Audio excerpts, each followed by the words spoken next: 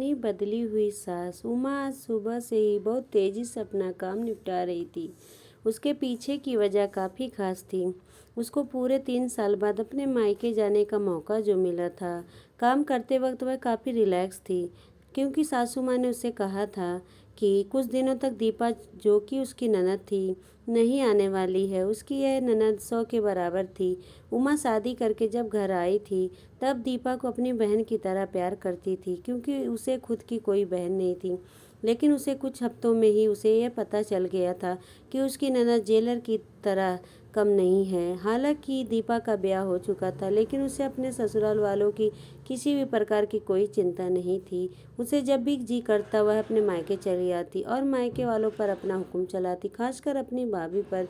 वही डिसाइड करती थी वहाँ पर क्या खाना हो पड़ेगा, कोई घूमने जाएगा कि नहीं जाएगा, या जाएगा तो कहाँ जाएगा। दीपा ही थी जो हर बार उमा की किसी न किसी बहाने से मायके जाने से रोक लेती थी। लेकिन आज का दिन कुछ अलग था, क्योंकि माँ के कहने पर दीपा के पति ने उसके मायके जाने का इंतजाम कर दिया था। ट्रेन की टिकट बुक हो चुकी थी। सारा काम खत्म करने के बाद उमा अपने पति के साथ अपना सामान लेकर घर के बाहर निकली ही थी कि सामने से दीपा आती हुई दिखाई दी। दीपा, जिसके मुंह पर बड़ी सी स्माइल और आंखों में चमक थी, वही दूसरी तरफ उमा की आंखों में उसको देखकर पानी आ गया था, जो बस आंसू के रूप में छलकना बाकी था।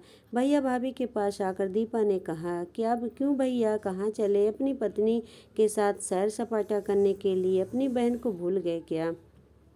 दीपक ने कहा, कहीं सैर सपाटा करने नहीं, तुम्हारी भाभी को मायके छोड़ने जा रहा हूँ। अच्छा, मैं आई और भाभी जाएंगी, क्या आपकी पत्नी को मेरा आना पसंद नहीं है? दीपा ने भाई भाभी को टोंट मारते हुए कहा।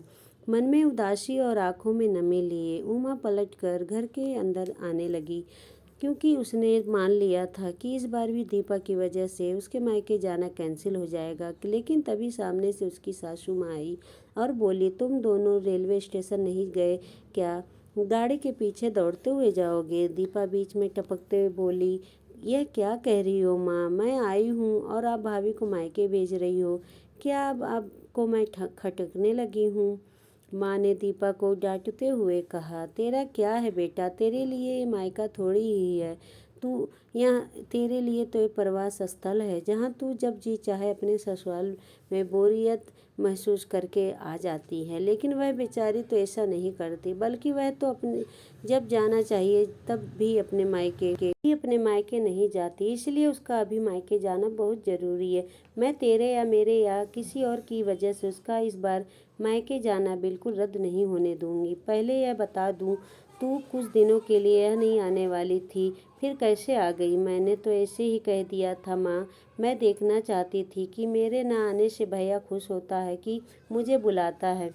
दीपा ने कहा, हाँ हाँ, क्यों नहीं, कोई बुलाए या ना बुलाए, पर्यटन स्थल पर तो हर कोई जा सकता है। अब की बार मेरी बहू को उसके पर्यटन स्थल पर, यानी कि उसके मायके जाने दे। बेचारी ने सिर्फ अपने भाई की शादी देखी थी, अब तो उसके भाई को बच्चा भी हो गया।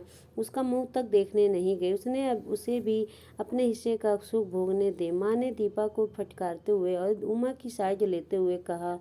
अपनी सास के मुंह से अपने लिए ऐसे शब्द सुनकर उमा की आंखें छलक गई। उसने अपनी सास को गले लगा लिया। सास ने कहा, बहुत हो गया प्यार, जल्दी जाओ वरना ट्रेन छूट जाएगी।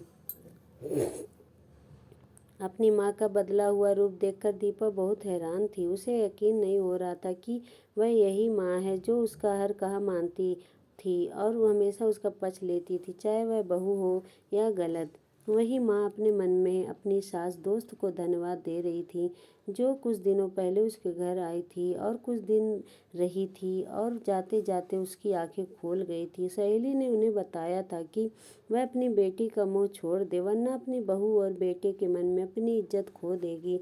बिना सोचे समझे, बिना अच्छे बुरे का विचार किए हर फैसला सिर्फ अपनी बेटी के हिसाब से लेना सही नहीं है। रेलवे स्टेशन पर ट्रेन के डिब्बे में बैठी उमा के चेहरे पर एक प्यारी सी मुस्कान थी, जिसे देखकर दीपक को महसूस हुआ कि यह वही प्यारी मुस्कान है जिसे उसने 3 सालों से खो दिया था। सच ही तो है, मायका महिलाओं के लिए पर्यटन स्थल ही होता है, जहाँ वह अपने ससुराल की सारी चिंताएं, टेंशन भूलकर कुछ दिन आराम से रह सकती हैं। आज का वीडियो अच्छा लगा तो लाइक करें, कमेंट करें, चैनल को सब्सक्राइब करें।